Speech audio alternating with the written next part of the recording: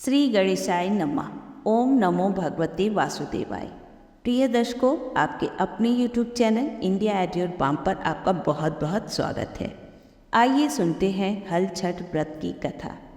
लेकिन इससे पहले आपने अभी तक इस चैनल को सब्सक्राइब नहीं किया है तो प्लीज़ अभी कर लें और बेल आइकन भी प्रेस करें ताकि व्रत त्यौहार की तिथि और कथा से संबंधित वीडियो आपको समय पर प्राप्त हो सके।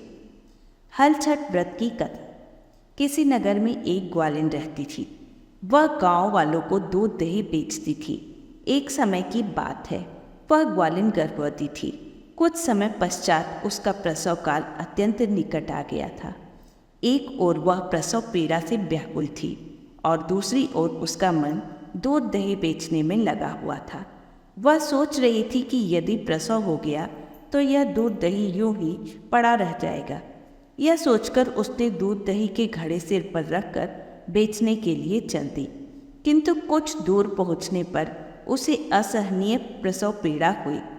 वह एक झरबेरी की ओट में चली गई और वहां पर उसने एक बालक को जन्म दिया। वह ग्वालिन बालक को वहीं छोड़कर पास के गांव में दूध दही बेचने चली गई। संयोग से उस दिन हल षष्ठी थी। गांव की महिलाओं ने हल षष्ठी का उपवास किया था। गाय भैंस के मिश्रित दूध को केवल भैंस का दूध बताकर उसने सीधे साधे गांव वालों में बेच दिया। उधर जिस झरबेरी के नीचे उसने बालक को छोड़ा था, उसके समीप ही खेत में एक किसान हल जोत रहा था। अचानक उसके बैल भड़क उठे और हल का फल बालक के पेट में घुसने से वह बालक मर गया। यह देखकर किसान बहुत दुखी हुआ। फिर भी उसने हिम्मत से काम लिया। उसने झरबेरी के कांटों से ही बच्चे के चीरे हुए पेट में टाके लगाए और उसे वहीं छोड़कर चला गया। कुछ देर बाद ग्वालिन दूध बेचकर वहां आ पहुंची। बालक की ऐसी दशा देखकर वह समझ गई कि यह सब उसके पाप की सजा है।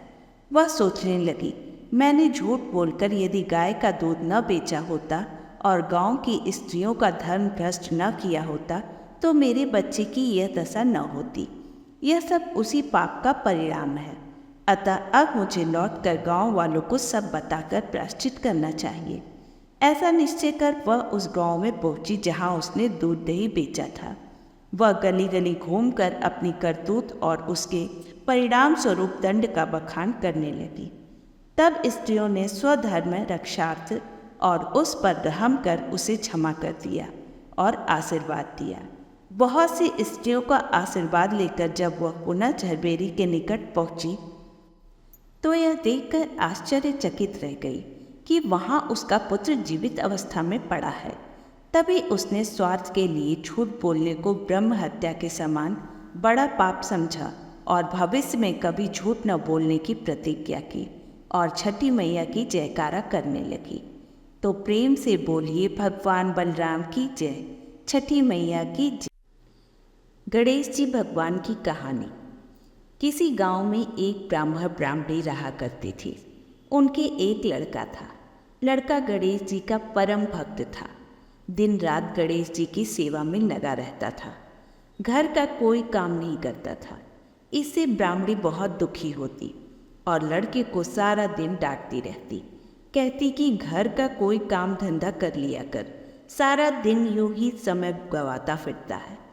इस बात को लेकर घर में रोज झगड़ा होता। लड़का भी रोज रोज की डांट फटकार से बहुत दुखी हो गया था।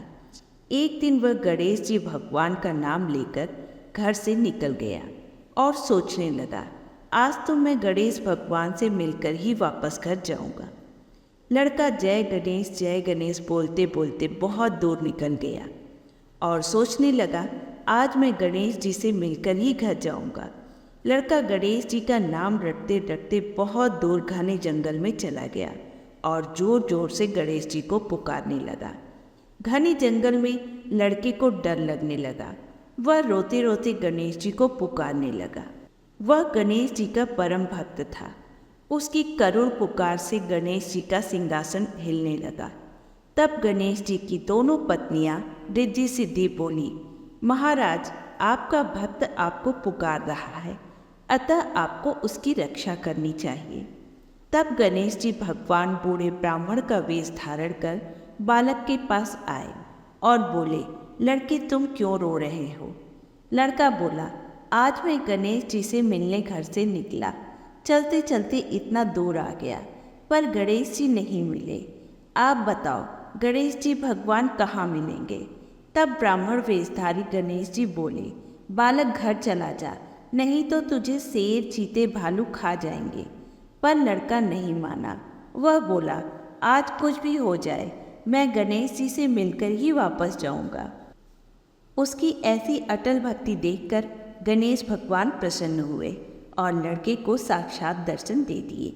लड़का गणेश जी को सामने देखकर बहुत खुश हुआ। तब गणेश जी बोले, लड़के जो तू मांगना चाहे मांग ले, मैं तुझसे प्रसन्न हूँ। तब लड़के ने थोड़ा विचार किया और बोला, घोड़ा और लगाम मांगो, पुंचो गजराज मांगो, महल माल्या मांगो, पुरसन वाली ऐसी मांगो जैसे फूल गुलाब को। गणेश जी भगवान तथास्तु कहकर अंतर्ध्यान हो गए। लड़का घर आया तो देखा झोपड़ी की जगह महल बन गया। बाहर घोड़ा खड़ा था। अंदर गया तो पीढ़े पर सुंदर दुल्हन बैठी थी। लड़के की माँ बोली, तेरे गणेश जी तो बड़े पुण्य प्रतापी हुए, आज से हम सभी गणेश जी की पूजा अर्चना करेंगे। सब बहुत खुश हुए।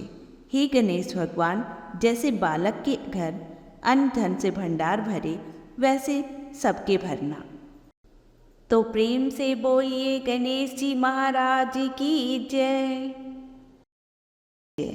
आशा करती हूँ आपको यह कथा अच्छी लगी होगी, तो प्लीज़ वीडियो को लाइक करके चैनल को सब्सक्राइब अवश्य करें।